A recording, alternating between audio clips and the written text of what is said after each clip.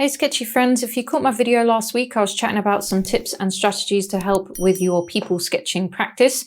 I was kind of preparing myself too for this year's 1 week 100 people challenge hosted by Liz Steele and Mark Tara Holmes.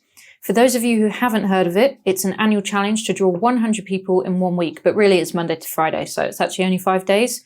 And I think it's a way to encourage us to focus on people sketching for just 1 week. And it's particularly useful for those of us who shy away from drawing people, like me. The rules state that you can draw people from any source, on location, from photos, from videos. And this is kind of lucky, really, as I managed to only draw one person on location this past week. I was just so busy. But that's why I was lucky that I had a library of videos to fall back on and draw from. So shout out to peoplesketching.com.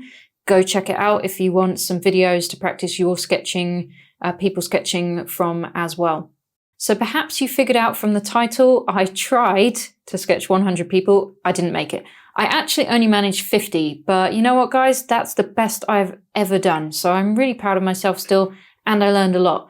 I'm wondering, did any of you guys join in the challenge? How many people did you get to? I'd really love to hear your experiences. So do leave me a comment below. And I think I saw a few people tag me on Instagram and they did make it to 100. So massive congrats to you guys. That's an awesome achievement. So I just want to show you some of my attempts quickly and a few little tricks to sketching people that I've figured out during this challenge and that you may want to try in your own work as well.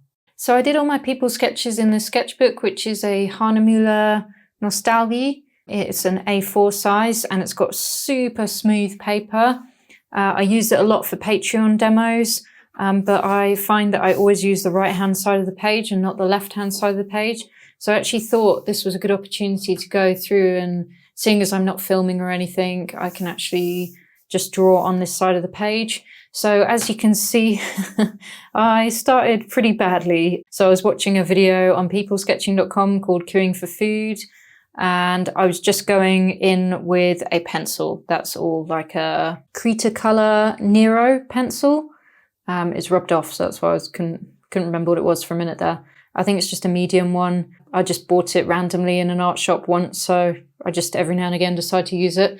It's kind of not shiny like graphite. It's got more of a matte line, but you can't rub it out either, I don't think. Let's have a look.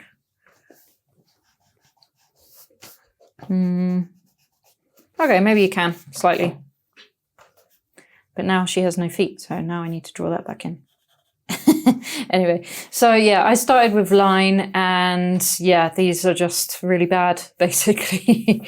But it was fine. It was like the first time I've drawn people in a little while. Then it started improving because I started with a patch of watercolor for the face. And then I sort of drew on top with this pencil.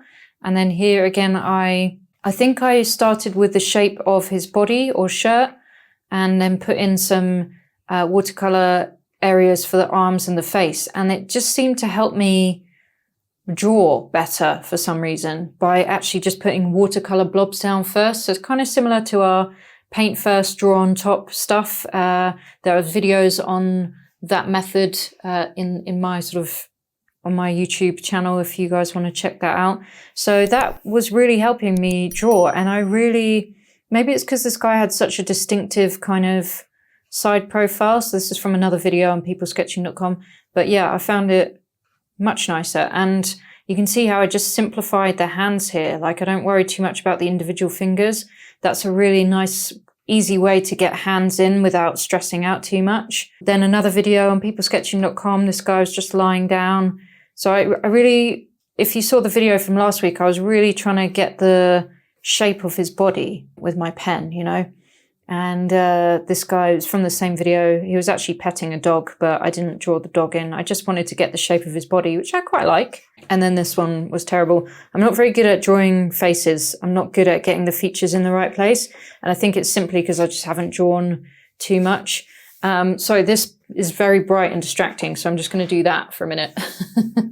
This is one of my favorite pages from the whole challenge.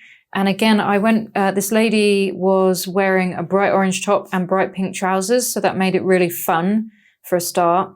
This was a lady, another video from peoplesketching.com, a lady doing the garden, and she was like moving around different angles, and it was really fun to try and capture her. So I put the blob of paint in first for the shape of the body, and then I just drew with this pencil. I drew sort of around it, and I was like, I really like that. That's really fun. So again, from the back, I got this shape of her shirt and her bum here, and then just drew her head and her arms. And I was really enjoying that. And then I thought, let me change it up a bit. So I think I I think what I did here is, again, going back to the gesture and the shape. So I just felt like her body was making this beautiful, like, backward C shape here. I really wanted to get that in, and then sort of drew from there, really. So that was a slightly different one. Here I'm back to doing the blobs and then just adding in a bit of pencil around. This one I just tried some line. And this one, I felt like it didn't have enough space down here, so that one didn't go very well. Yeah. So this has been one of my favorite techniques, is getting the body shape in with watercolor and then drawing the limbs and the head around. And you can see how I'm really not drawing much of a face. I've really simplified it. It's almost reminds me of like maybe a children's book illustration style, where you don't go into massive amounts of detail. And here I just haven't really drawn much of a face at all, but I'm jumping ahead. Here is watercolor only, and I really enjoyed that effect as well. I thought that was really nice. Here again, I went for the watercolor blob in the shape of his body and then drew on top. And I like his little feet here. Not everything has to be connected. There doesn't have to be a leg showing. You sometimes can keep it quite minimal because everyone knows the body. They know the shapes. So it's actually quite freeing. And here I quite liked this one. I think I may have used the watercolor shapes version way of sketching for this one as well. Not really sure what happened to his arm here. Not sure. Then this one, I think I drew, it looks like I drew this first and then did watercolor over the top. Every time just trying to find different ways. This, I think, is one of my favorites of the entire 50 that I drew. I think it's minimalist. It's got sketchy lines. I just think it's really cool. I really like this one. So again, I think I was just drawing and I was just being really sketchy and loose, but I like all these extra lines and stuff. I think it looks nice. Here, this lady was there's a seat here and she was sort of sitting behind it. So her kind of feet got cut off. So I was just trying something there with doing a really bold plastic seat there and her in the background.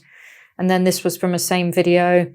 Luckily, this lady was wearing a mask, so I didn't have to worry too much. But do you see how I'm not putting a face in, but it doesn't really matter too much?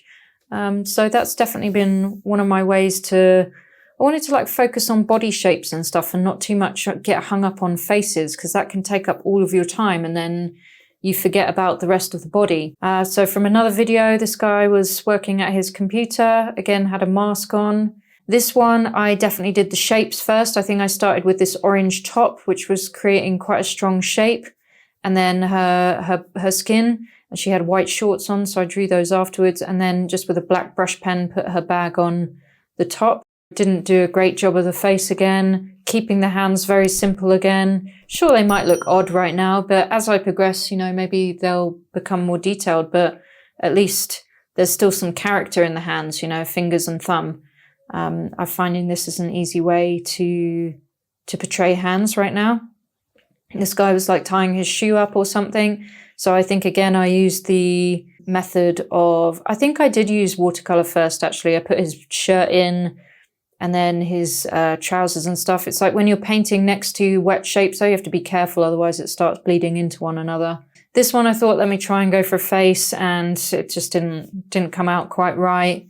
But I like this arm and holding the phone, that's okay. This guy was sitting in a really weird position, like leaning his whole body, but hanging onto the edge of the sofa bed or whatever it was and looking at his phone. And so, yeah, this one didn't really come out very well. It's quite confused, but it was a very difficult body shape. These guys were playing video games at their table. So they've got like these really weird little chicken fingers here.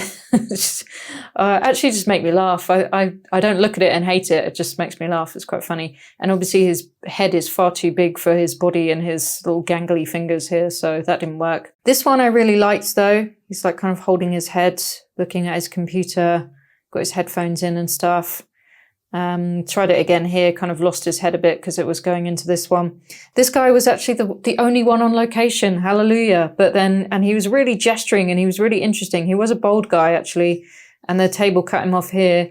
But then I was actually in a meeting, so I was trying to actually involve myself in the meeting as well as sketch someone. And then, yeah, the guy got up and left, which I wasn't expecting at all. So I counted him as one. I think that's fine. This is one of my other absolute favorites from the challenge, completely watercolor. She had this hat on and this pink coat, and her body was really like moving forward in that kind of direction. And then this back leg back here. And you can see how some of the paints bled into each other a little bit, but I just think it's beautiful. I think this is hands down my favorite from the entire challenge. So I really encourage you, when you're doing people sketching, try some different processes, try laying down some shapes of color with your brush first, and then that might help you. That seems to be what helps me with people sketching. I obviously need to use shapes. Trying to draw in lines is not working very well for me. Like this one didn't work very well. This one was okay. Again, I think very children's book illustration-y. And then this lady had an awesome coat on and a bright orange beanie. That was cool. Really long braids. And I think this must have been her partner next to her or a friend or whatever. And then I saw her from the front. So again, tried with the face, but not amazing. And then this was the same guy. Again, just trying to do a close-up of his head and shoulders here. And then he was kneeling down, talking to a kid. So I was trying to get that shape. And again, sometimes with watercolor, sometimes with line. And then finally here, all in line, but then just a bit of accent colors. This one I think I did with watercolor shapes. I had a really weird, like that actually genuinely was how his back looked. Another one, watercolor only. Again, absolutely love it. I think it works really well. I think you can immediately read that figure and it's reasonably in proportion. And then just tried this one in line. I definitely think my watercolor figures are much more successful than my line figures. So it's easier for me to do this and then draw on top if I need to, like I did with this one. It just comes out so much nicer for me. So if that's something you haven't tried, then that's what I wanted to share with you in this video, basically, is just try putting down some shapes of watercolor, and then either leaving it like that if you like how it looks, like this one and this one. I just love this. Or you can go forward and add some lines to things. So I hope that's given you a bit of an idea on how to try some people sketching in a slightly different process, and it might work for you better like it did for me. And I hope this has been useful, guys. If you have any questions at all, just let me know and I will do my very best to help.